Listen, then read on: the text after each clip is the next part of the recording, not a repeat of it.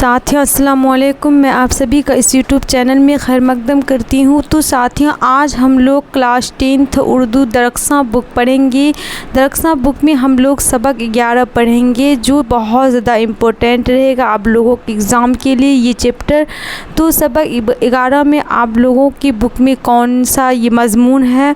तो मज़मून का नाम है आर्यभट्ट और तेलंगाना।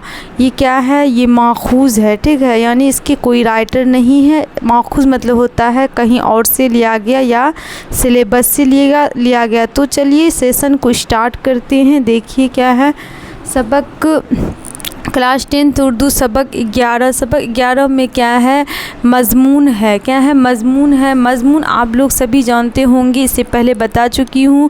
तो मज़मून को अंग्रेज़ी में ऐसे कहते और हिंदी में निबंध कहते हैं, ठीक है। आम तौर पर किसी ख़ास मौजू पर जो तहरीर कलमबंद की जाए उसे अदबी इस्तिलाह में मज़मून कहते हैं।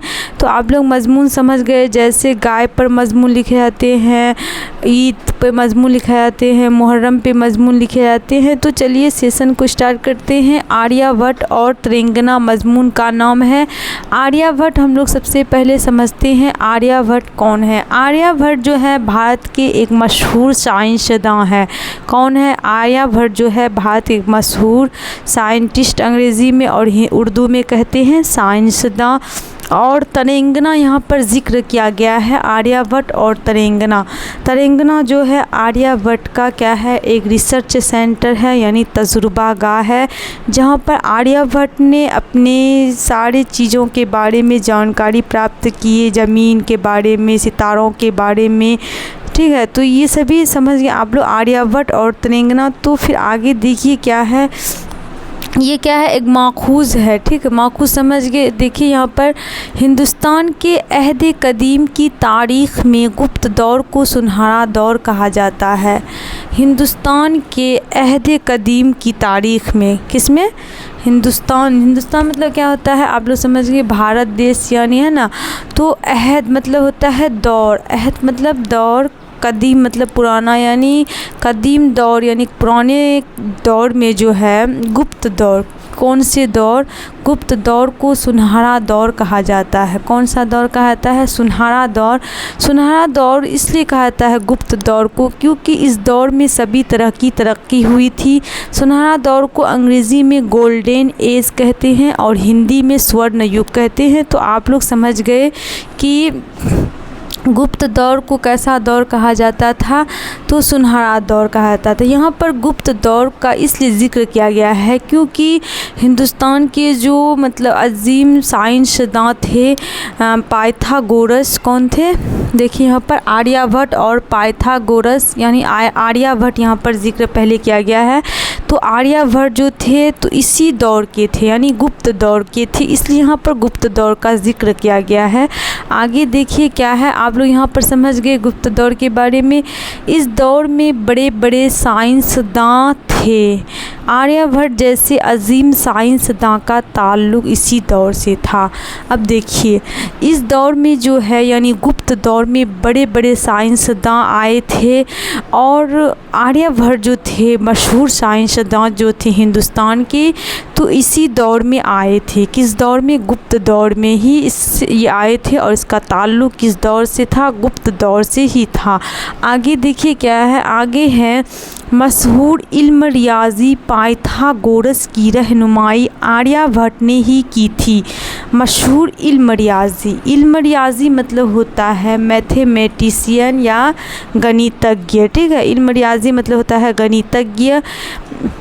तो मशहूर जो है गणितज्ञ इल्म रियाज़ी कौन थे? पाइथागोरस। कौन थे? पाइथागोरस थे।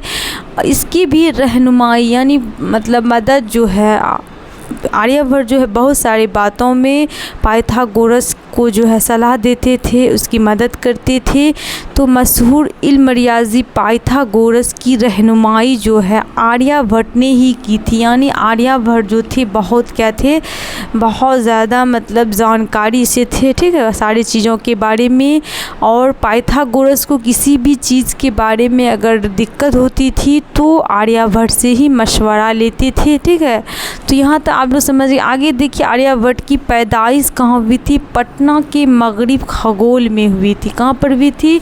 पटना के मगरिब खगोल में हुई थी आर्यभट्ट की पैदाइश। तो आप लोगों के एग्ज़ाम में जब भी आएगा आर्यभट्ट की पैदाइश के बारे में, अगर राजधानी रहेगा तो पटना टिक कीजिएगा, और अगर रियासत यानी राज्य रहेगा तो बिहार टिक कीजिएगा।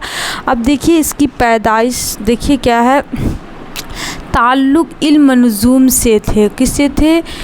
इल्म नजूम। आर्यभट्ट का ताल्लुक़ इल्म नजूम से थे। इल्म नजूम मतलब होता है खगोल विद्या, यानी सितारों, सैयारों, ये सब के बारे में जानकारी मतलब इसे थे, ठीक। इसे क्या कहते हैं? इल्म नजूम कहते हैं। आर्यभट्ट का ताल्लुक़ किससे था? इल्म नजूम से था। और इसकी पैदाइश की बात करें तो 476 ईस्वी को बिहार में हुई थी, ठीक है। किस रियासत में? यानी बिहार रियासत के पटना में हुए थे, ठीक है। आर्यभट्ट की पैदाइश कब हुए थे? 476 ईस्वी को। कब हुए थे? 476 ईस्वी को। और इसका इंतकाल की बात करें तो ये 88 साल आर्यभट्ट जो है इस दुनिया में रहे, और 564 ईस्वी को इसका इंतकाल हो गया था। आर्यभट्ट की पैदाइश 476 ईस्वी को पटना के मगरिब खगोल में हुई, और रियासत कौन से थे? तो बिहार रियासत थे। और इसका इंतकाल जो है 564 ईस्वी को 88 साल की उम्र में हो गया था। आप लोग यहाँ तक समझ गए। अब देखिए आर्यभट्ट जो है जब तक दुनिया में रहे तो बहुत सारे अच्छे अच्छे काम किए हैं। तो आगे देखिए क्या है यहाँ पर। आर्यभट्ट ने पटना से 30 किलोमीटर जुनूब में मसूरी के नज़दीक तेलंगाना में एक तजुर्बागाह कायम किया।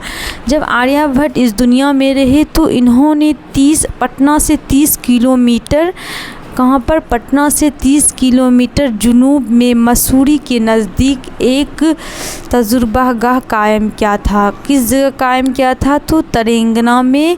तेलंगाना कहाँ है? पटना में है। तो पटना में इन्होंने पटना के तेलंगाना में इन्होंने एक तजुर्बागाह कायम किया था। यानी तजुर्बागाह को अंग्रेज़ी में कहते हैं रिसर्च सेंटर। तो इस जगह बैठकर इन्होंने बहुत सारी चीज़ों के बारे में जानकारी ली और किताब भी लिखे जिसका नाम था आर्य सिद्धांत और तंत्र। तो आगे क्या है? तो इन्होंने एक तजुर्बागाह कायम किया तेलंगाना में बैठकर मशहूर तसनीफ़ को किताब भी कह सकते हैं, ठीक है। तो आर्य सिद्धांत और तंत्र लिखे थे। इन्होंने तेलंगाना में जो है अपना रिसर्च सेंटर बनाए थे, तजुर्बागाह बनाए थे। तो जितने भी चीज़ों के बारे में से जानकारी होती थी, सितारा, सैयारा यानी ग्रह, सैयारा को क्या कहते हैं? ग्रह कहते हैं हिंदी में। ये सभी के बारे में जो जानकारी प्राप्त होती थी, ग्रहण के बारे में जानकारी मिलती थी, तो ये सभी बातें इन्होंने अपनी तसनीफ़ यानी किताब का नाम क्या है? आर्य सिद्धांत और तंत्र में लिखे हैं, ठीक है। आर्य सिद्धांत और तंत्र में ये सभी बातें लिखी हैं। आर्यभट्ट ने अपनी तहकीकात से साबित कर दिया कि ज़मीन गोल है। देखिए अब आर्यभट्ट जो थी ये पहला साइंसदान थे, यानी पहला साइंटिस्ट थे जिन्होंने अपनी तहकीकात से यानी अपनी मतलब बहुत सारी रिसर्च करके बहुत सारी चीज़ों का तो तहकीकात से साबित कर दिया था कि ज़मीन क्या है? गोल है। ज़मीन क्या है? गोल है। और ज़मीन जो है सूरज के चारों ओर गर्दिश करती है। ये आर्यभट्ट ने ही सबसे पहले बताए थे कि ज़मीन क्या है? गोल है और ज़मीन सूरज के चारों ओर गर्दिश करती है यानी चक्कर लगाती है। आगे देखिए क्या है, आगे है निज़ाम इशारिया और सफ़र का इजाद आर्यभट्ट ने ही किया था। निज़ाम इशारिया मतलब होता है दशमलव प्रणाली। हम लोग दशमलव को जानते हैं, पॉइंट जो होता है वो दशमलव कहलाता है, और सफ़र मतलब होता है जीरो। तो निज़ाम इशारिया यानी दशमलव प्रणाली और सफ़र मतलब होता है जीरो। तो इन्होंने इसका आविष्कार किया था। किसने? आर्यभट्ट ने ही इन दोनों चीज़ों का आविष्कार किए थे और हम लोगों को इससे जो है मैथ बनाने में यानी हिसाब बनाने में बहुत ज़्यादा आसानी हो रही है। तो आर्यभट्ट का ही देन है, ठीक है। आगे है ग्रहण। अब देखिए आर्यभट्ट ने ही ग्रहण के बारे में बताए थे कि ग्रहण किसे कहते हैं, ग्रहण कितने तरह के होते हैं। तो हम लोग समझते हैं कि ग्रहण किसे कहते हैं, जो आप लोगों के एग्ज़ाम में बार बार रिपीट होते हैं। तो देखिए ग्रहण किसे कहते हैं, किसी सैयारा या सितारा पर मुकम्मल या जज़वी तौर पर पर्दा पड़ जाने को ग्रहण कहते हैं। किसी सैयारा, सैयारा मतलब होता है ग्रह, सितारा तो आप लोग समझते होंगे। तो किसी सैयारा या सितारा पर मुकम्मल मतलब होता है पूरी तौर पर, या जज़वी मतलब होता है अधूरी। तो मुकम्मल या जज़वी तौर पर अगर पर्दा पड़ जाएगा तो उसे क्या कहते हैं, उसे कहते हैं ग्रहण। तो आप लोग आई होप ग्रहण को समझ गए होंगे अच्छे से। अब देखिए हम लोग समझेंगे ग्रहण की कितनी किस्में हैं जो आर्यभट्ट ने बताई है, जो आज तक कायम है आर्यभट्ट के द्वारा बताए गए बातों पर, ठीक है। तो आर्यभट्ट ने बताया है कि ग्रहण जो है 2 तरह के होते हैं। ग्रहण की कितनी किस्में हैं, 2 किस्में हैं। पहला है सूरज ग्रहण और दूसरा है चांद ग्रहण। आर्यभट्ट ने ग्रहण के बारे में बताया और ग्रहण की किस्में बताए। ग्रहण कितने तरह के होते हैं, तो साथियों ग्रहण 2 तरह के होते हैं, सूरज ग्रहण और चांद ग्रहण। उसके बाद देखिए मुकम्मल सूरज ग्रहण 100 साल की तवील मुद्दत के बाद ही होता है। आर्यभट्ट ने ही बताए थे कि मुकम्मल, जैसे सूरज ग्रहण 2 तरह के होते हैं, जैसे कि ग्रहण 2 तरह के होते हैं, सूरज ग्रहण और चांद ग्रहण। उसी तरह सूरज ग्रहण भी 2 तरह के होते हैं और चांद ग्रहण भी 2 तरह के होते हैं। तो मुकम्मल सूरज ग्रहण जो है 100 साल के बाद दिखाई देता है, ये आर्यभट्ट ने ही बताए थे। उसके बाद है, अब देखिए आर्यभट्ट जो है अपना तजुर्बागाह कहाँ पर कायम किए थे, तेलंगाना में। तेलंगाना में इन्होंने अपना तजुर्बागाह इसलिए कायम किए थे क्योंकि तेलंगाना में जो है सालों भर क्या होता है, आसमान बिल्कुल ही साफ़ रहता है। इसलिए आर्यभट्ट ने अपना तजुर्बागाह तेलंगाना में कायम की थी। तेलंगाना के माने अब हम लोग समझते हैं, तेलंगाना हिंदी ज़बान का लफ्ज़ है। तेलंगाना क्या है, हिंदी ज़बान का लफ्ज़ है जिसके माने तारे गिनने को होते हैं। तेलंगाना की ज़बान का लफ्ज़ है, तेलंगाना हिंदी ज़बान का लफ्ज़ है जिसके माने तारे गिनने को होते हैं।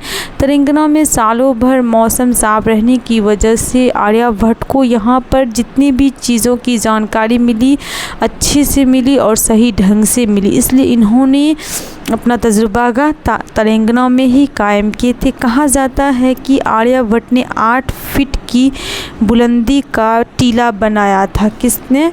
8 फीट का, जिस पर बैठकर वह रातों को सैयारों के बारे में तहकीकी काम करते रहे। आर्यभट्ट जो है तेलंगाना में 8 फीट का जो है क्या बनाया था, एक टीला बनाया था जिस पे इन्होंने बैठकर ये रात भर क्या करते थे, बैठकर सैयारों के बारे में बहुत सारी तहकीकी काम करते थे। आगे देखिए क्या है, आगे है 21वीं सदी का सबसे बड़ा सूरज ग्रहण 22 जुलाई 2009 ईस्वी को पेश आया।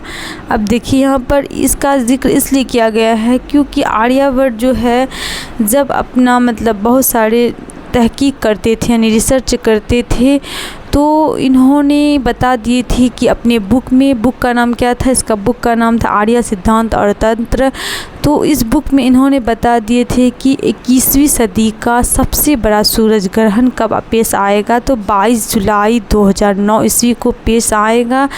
तो इस सूरज ग्रहण के बारे में आगे हम लोग नेक्स्ट वीडियो में पढ़ेंगे कि इस सूरज ग्रहण के मतलब बारे में क्या क्या बातें बताए थे और कौन कौन से साइंसदान इस सूरज ग्रहण को देखने के लिए आए थे, कौन कौन से मुल्क के। तो साथियों आप लोग जो है स्क्रीनशॉट ले लीजिए इसका।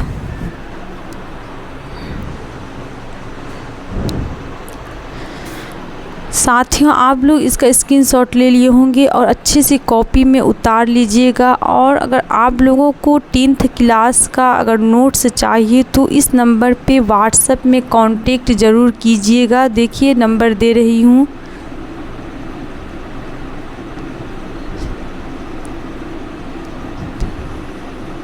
क्या है, नंबर 8083666293। तो साथियों, अगर आप लोगों को 10th क्लास का अगर नोट्स चाहिए और वो नोट्स क्या है, टॉप लेवल का है, जो आप लोगों के एग्ज़ाम में सारे क्वेश्चन आएंगे, ठीक है, तो इस नंबर पे आप लोग व्हाट्सएप में ज़रूर कांटेक्ट कीजिएगा। और इसका रेट बता देती हूँ, बहुत ही कम फीस है इसका नोट्स का। तो सिर्फ 99 रुपये में आप लोगों को पूरी किताब का नोट्स मिल जाएगा। और साथ ही और वीडियो अच्छा लगा है तो लाइक ज़रूर करें और सब्सक्राइब करना ना भूलें। दोस्तों को ज़्यादा से ज़्यादा शेयर करें। शुक्रिया।